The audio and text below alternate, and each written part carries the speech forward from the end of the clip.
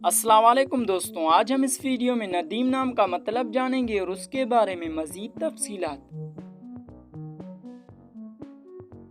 نام ہے ندیم۔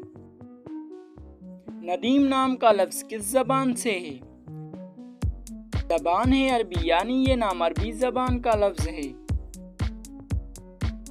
ندیم نام کا تعلق کس مذہب سے ہے؟ مذہب ہے اسلام، یعنی یہ نام مسلمانوں کے لیے استعمال ہوتا ہے۔ ندیم نام کا استعمال کس جنس کے لیے ہوتا ہے؟ جنس ہے لڑکا، یعنی یہ نام لڑکوں کے لیے استعمال ہوتا ہے۔ ندیم نام کے حروف کی تعداد کیا ہیں؟ یہ نام 4 حروف اور ایک لفظ پر مشتمل ہے۔ ندیم نام کے اردو معنی کیا ہیں؟ ندیم نام کے اردو معنی ہیں ہم نشین، دوست، ساتھی۔